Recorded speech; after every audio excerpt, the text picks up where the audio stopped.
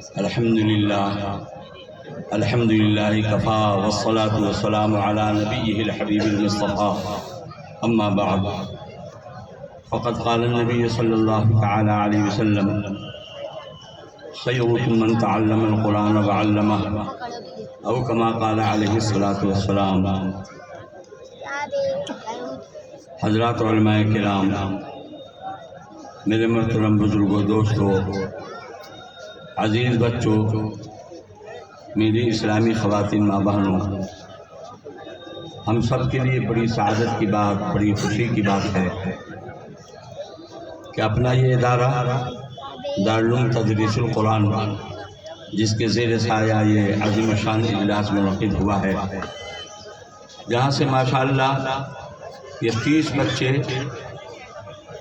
حفظ قرآن کی تکمیل کیا ہے، جن کے سروں پر اکابر علماء کے ہاتھوں دستار پگڑی باندھی گئی ہے۔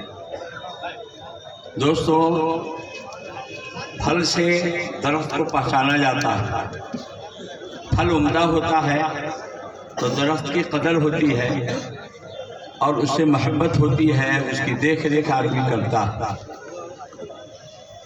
درخت چھوٹا اور کہتے ہیں پھل بڑا، دیکھنے جائیے تو لگتا ہے کہ یہ چند کمروں پر مشتمل کوٹھری، کمرہ بھی نہیں، کوٹھری چھوٹی چھوٹی ہے، اس میں یہ مدرسہ، اور پھل اتنا بڑا۔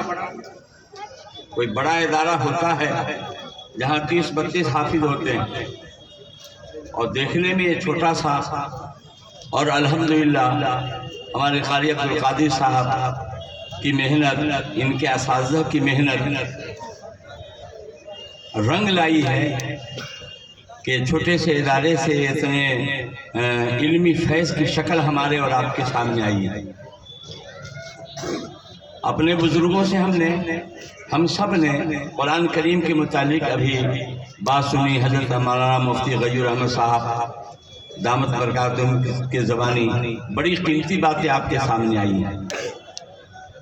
اللہ کے محبوب حضور سرور عالم صلی اللہ علیہ وسلم نے ارشاد فرمایا، تم میں سب سے بہتر آدمی وہ ہے جو قرآن پاک سیکھے اور سکھلائے، پڑھے اور پڑھائے۔ کم میں مخاطب پوری دنیا ہے، قیامت تک آنے والی انسانیت ہے، اور صدر جمہوریہ سے لے کر کے چپراسی تک جو بھی چھوٹے بڑے ہیں سب مخاطب ہیں کہ تم سب میں سب سے بہتر آدمی وہ ہے جو قرآن پاک سیکھتا ہے اور سکھلاتا ہے اور پڑھتا اور پڑھاتا ہے۔ دوستو، خیریت جو آتی ہے وہ ہر طرف سے آتی ہے۔ آپ کی اولاد میں سب سے بڑھیا اولاد وہ ہے جو قرآن پاک سیکھے اور سکھاوے۔ آپ کے مالوں میں سب سے بڑھیا مال وہ ہے جو قرآن پاک کے سیکھنے اور سکھلانے پر لگایا جائے۔ آپ کے وقتوں میں سب سے بڑھیا وقت وہ ہے جس کے اندر قرآن پاک سیکھا جائے اور سکھایا جائے۔ آپ کے مکانوں میں اور آپ کے زمینوں میں سب سے بڑھیا زمین اور سب سے بڑھیا مکان وہ ہوگا جس میں قرآن پاک پڑھا جائے اور پڑھایا جائے، سیکھا جائے اور سکھلایا جائے۔ دوستو، ہم سب کا ایمان و یقین ہے، اللہ کے محبوب حضور سید عالم صلی اللہ علیہ وسلم کا ارشاد حق ہے اور سچ ہے، سب سے بہتر یہی لوگ ہیں جو قرآن پاک پڑھتے اور پڑھاتے ہیں۔ اگر ہماری نظر میں وہ گھٹیا اور چھوٹیا نظر آتے ہیں تو یہ ہمارے عقل کی کمی ہے۔ لوگ سمجھیں مجھے محروم وقار و تمکین، لوگ سمجھیں مجھے محروم وقار و تمکین، وہ نہ سمجھیں کہ میری بزم کے قابل نہ رہا، وہ نہ سمجھیں کہ میری بزم کے قابل نہ رہا۔ اللہ کی نظر میں سب سے اچھے ہیں، سب سے اچھے ہیں۔ یہ اس لیے کمتر اور چھوٹیا اور گھٹیا نظر آتے ہیں کہ اس رینک سے تنخواہ کم ہوگی، روپیے پیسے کم آئیں گے، اس لیے یہ ان کی وقات نہیں ہے۔ اور ابھی جو حضرت مولانا مفتی غیور احمد صاحب دامت برکاتہم نے آپ کے سامنے بڑی قیمتی بات بتلائی، اس لیے دوسری طرف لقمہ تر ہے، 50,000 لاکھ اور بڑھتے چلے جائیے، اتنی تنخواہ ہے، اس لیے ادھر نظر ہے۔ اور قرآن پاک کی طرف نظر نہیں ہے۔ دوستو، سب سے بہتر جب آدمی وہ ہے جو قرآن پاک سیکھتا اور سکھلاتا ہے، اللہ کی نظر میں، اللہ کے محبوب حضور فخر عالم صلی اللہ علیہ وسلم کی نظر میں، تو ہمیں بھی اپنے دل پر بوجھ ڈال کر کے، زور ڈال کر کے سمجھنا ہوگا اور یقین کرنا ہوگا کہ واقعی میں یہ سب سے بہتر ہے۔ یہ ہمارے چھوٹے چھوٹے مدرسے جہاں دینی تعلیم ہو رہی ہے، قرآن پاک کی تعلیم ہو رہی ہے، واقعی میں اللہ کی نظر میں یہ بہت اونچے ہیں۔ ہم سب واقعہ پڑھتے ہیں۔ سیدنا اسید بن حضیر رضی اللہ تعالیٰ عنہ ایک صحابی ہیں، چھوٹی سی جھوپڑی میں ہیں، اسی میں ان کا گھوڑا بندھا ہوا ہے اور اسی میں ان کا یحییٰ نام کا لڑکا بھی سویا ہوا ہے۔ رات میں قرآن پاک کی پڑھنا شروع کرتے ہیں، گھوڑا بدکنے لگتا ہے، اور جب اس کو موقوف کرتے ہیں، بند کرتے ہیں، تو گھوڑے کا بدکنا بند ہو جاتا ہے۔ کئی مرتبہ یہ کوشش کیا اور یہی شکل آئی۔ عاجز آ کر کے نماز کو مختصر کیا اور باہر نکل کر کے دیکھا بھائی کون سی چمبھی مخلوق اور عجیب و غریب مخلوق آ گئی ہے جس کی وجہ سے گھوڑا بدک رہا ہے۔ باہر نکل کر کے دیکھا، آسمان کی طرف دیکھا، جھوپڑی کے اوپر ایک بدلی سی ہے اور اس میں عجیب و غریب روشنی ہے اور وہ روشنی اوپر کو اٹھتی جا رہی ہے، اوپر کو اٹھتی جا رہی ہے۔ صبح میں جب حاضر خدمت ہوئے اللہ کے محبوب حضور سید عالم صلی اللہ علیہ وسلم کے دربار میں، رات کا ماجرا پیش کیا کہ اللہ کے رسول صلی اللہ علیہ وسلم اس طرح کے واقعات پیش آئے ہیں، اس طرح کا واقعہ پیش آیا ہے۔ آپ نے ارشاد فرمایا، اسید بن حضیر وہ فرشتے تھے، قرآن پاک کی تلاوت پر وہ اترے تھے۔ اگر تم صبح تک قرآن پاک پڑھتے رہ جاتے تو مدینے والے دیکھ لیتے کہ فرشتے کیسے ہوتے۔ دوستو اور بزرگوں، حضرت اسید بن حضیر رضی اللہ عنہ کی خصوصیت نہیں ہے، یہ قرآن کی خصوصیت ہے۔ اسی فیض کے ساتھ، اسی روحانیت نورانیت کے ساتھ اور ہر طرح سے محفوظ ہوتے ہواتے ہم تک یہ قرآن پہنچا ہے۔ یہ فیض اور یہ روحانیت جو ہمارے دلوں میں نہیں آ رہی ہے تو ہمارے دلوں کی کمی ہے۔ ہمارے دل گندے ہو چکے ہیں، میلے ہو چکے ہیں، دنیا کی نحوست، دنیا کی قدورت اور گناہوں کی نحوست کی وجہ سے یہ دل آئینہ بنا نہیں ہے، جس کی وجہ سے قرآن کا فیض نہیں آتا ہے۔ آئینہ جب صاف شفاف ہوتا ہے تب سامنے کا عکس اور سامنے کی چیز اس میں نظر آتی ہے۔ جب آئینہ گندا ہوتا ہے تو سامنے کی چیز نظر نہیں آتی۔ قرآن پاک کی تلاوت سے اور ذکر کی کثرت سے دل آئینہ بنتا ہے۔ آئینہ بنتا ہے رگڑے، لاکھ جب کھاتا ہے دل۔ آئینہ بنتا ہے رگڑے، لاکھ جب کھاتا ہے دل۔ کچھ نہ پوچھو دل بڑی مشکل سے بن پاتا ہے۔ دل بڑی مشکل سے بنتا ہے اور یہ بنانے سے بنتا ہے، ذکر کی کثرت سے بنتا ہے، توبہ اور استغفار اور درود شریف کی کثرت سے بنتا ہے، قرآن پاک کی تلاوت سے بنتا ہے۔ دوستو، یہ مدرسے اور یہ مکاتب جہاں قرآن پاک کی تلاوت ہو رہی ہے وہی قرآن ہے، وہی فرشتوں کا نزول، وہی رحمت کا نزول اور وہی سکینہ کا نزول۔ ذکر الہی پر جب سکینہ نازل ہوتا ہے، ہم سب کے بزرگ تھے حضرت مولانا اسد اللہ صاحب رحمۃ اللہ علیہ، ناظم مظاہر العلوم سہارنپور، حضرت مولانا صدیق صاحب باندھوی رحمۃ اللہ علیہ کی پیر و مرشد، حضرت وہاں کے تو نمائندہ تشریف لائے حضرت مولانا مفتی محمد سعیدی صاحب دامت برکاتہ، حضرت کے قبر کے سرانے کے درخت پر ابھی بھی یہ کتبہ لٹکا ہوا ہے، رشک کرتا ہے فلک ایسی زمین پہ اثار جس پہ دو چار گھڑی ذکر خدا ہوتا ہے۔ تو یہ مدرسے کی وقت ہمارے دلوں میں ہو، یہ ہمارے جو قرآن پاک پڑھنے والے بچے ہیں اور پڑھانے والے اساتذہ ہیں، ان کی وقت ہمارے دلوں میں ہو۔ دوستو اور بزرگوں، اللہ کی نظر میں، اللہ کے محبوب صلی اللہ علیہ وسلم کی نظر میں یہ سب سے بہتر ہیں۔ تو واقع میں نفس الامر اور واقع میں بھی یہ بہتر ہے۔ ہمیں بھی اپنے دل پر جبر ڈال کر کے سمجھنا ہوگا کہ یہ بہتر ہے۔ اگر آپ نے کمتر اور کہتر سمجھا ہے تو آپ کے پھر ایمان کی خیریت نہیں ہے۔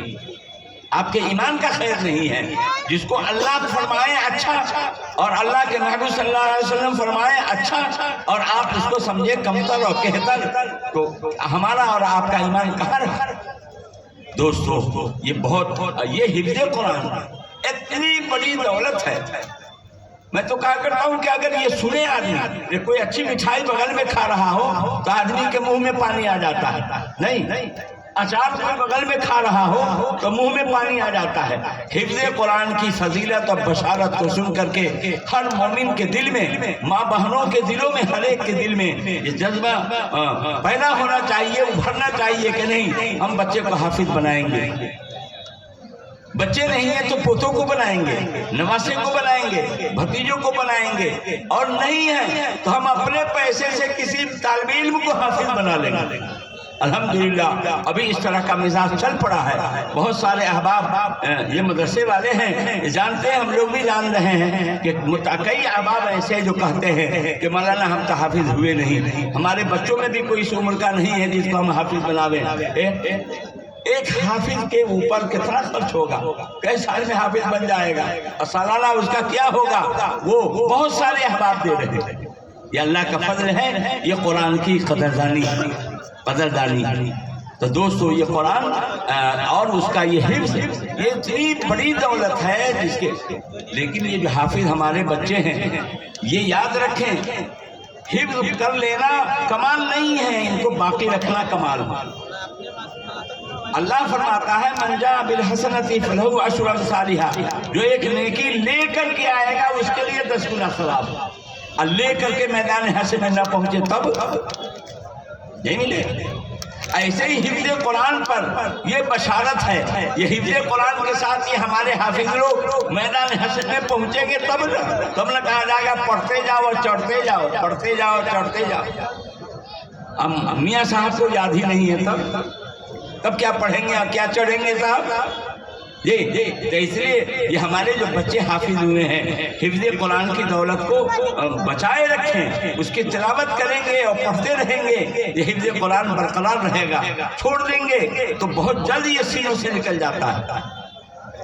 دوسری بات یہ ہے کہ حفظ قرآن کے ساتھ ساتھ اس کے مطابق عمل بھی ہو. یہ جو بشارتیں آئی ہیں وہ جب ہی ہیں جبکہ حفظ قرآن کے مطابق، قرآن پاک کے مطابق اس کا عمل بھی ہو. قرآن کہتا ہے نماز کی پابندی کرو، حافظ صاحب نمازیں نہیں پڑھتے. قرآن کہتا ہے زکوٰۃ کو، اب حافظ صاحب زکاتیں نہیں دیتے. قرآن کہتا ہے کہ روزہ رکھو، اب وہ روزہ نہیں رکھتا ہے. ان آیتوں پر جب عمل نہیں ہوگا تو پھر وہ فضیلت اور وہ بشارت حاصل نہیں ہوگی جو اللہ کے محبوب حضور سید عالم صلی اللہ علیہ وسلم نے ارشاد فرمایا. بلکہ علماء تو یہ کہتے ہیں کہ جن آیتوں پر عمل نہیں ہوگا کل قیامت کے دن وہ ساری آیتیں دل و دماغ سے بھلا دی جائیں گی. اب جن آیتوں کے مطابق حافظ کا عمل نہیں ہوگا ان آیتوں کو دل و دماغ سے بھلا دیا جائے گا اور اس بنیاد پر اس کی ترقی نہیں ہوگی. اس لیے ہمارے جو حفاظ کرام، ہمارے جو بچے حافظ ہوئے ہیں، یہ حفظ قرآن کو برقرار رکھنے کی بھی محنت کوشش پوری زندگی کریں اور اس کے مطابق عمل بھی کریں. تب جا کر کے یہ فضیلت حاصل ہوگی اور ان کے ماں باپ کے ساتھ جو اکرام اعزاز ہوگا وہ ہوگا.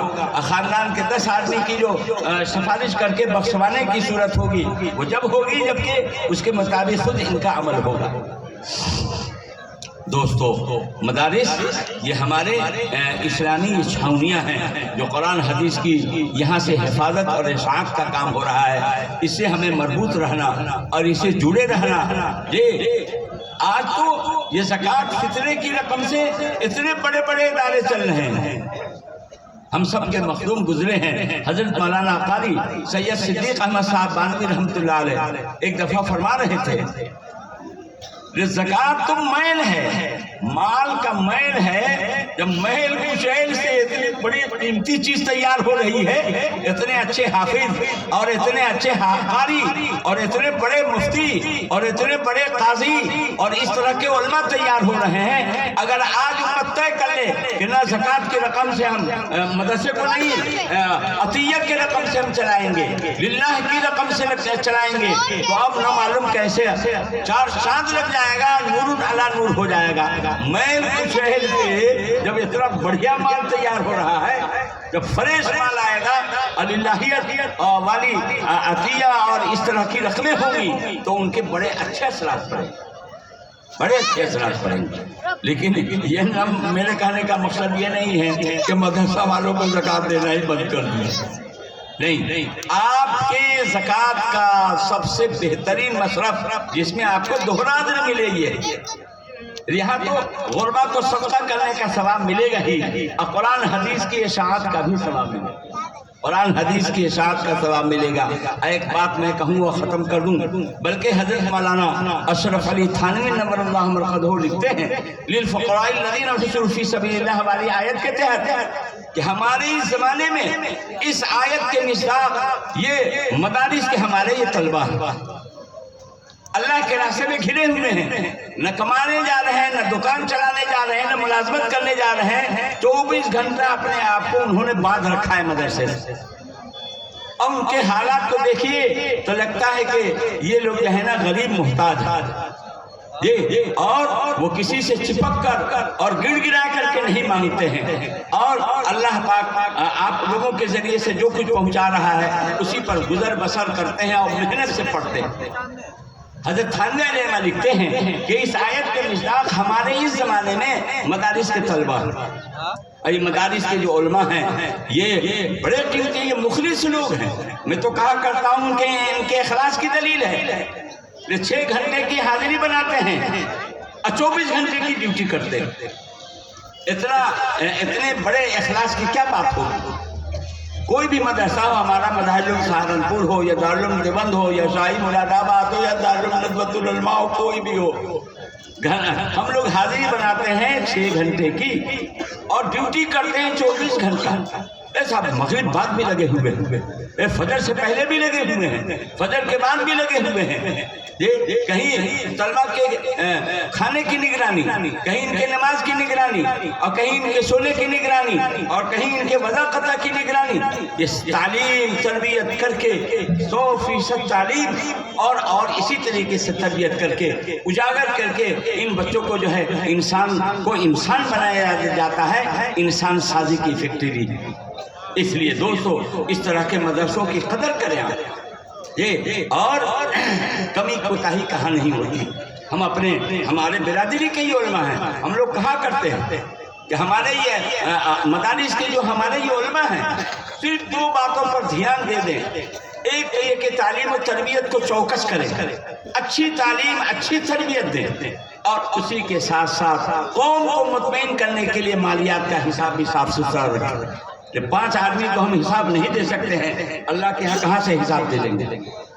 جی مالیات کا حساب صاف ستھرا ہو، قوم سے پیسہ لینا ہے، قوم کو جب تک مطمئن نہیں کریں گے، اطمینان کے ساتھ شرح صدر کے ساتھ وہ آپ کو مال نہیں دیں گے، ان کے دل میں یہ شک شبہ رہے گا، نہ معلوم ہمارا پیسہ کہاں خرچ ہوتا ہے، صحیح جگہ پہ خرچ ہوتا ہے کہ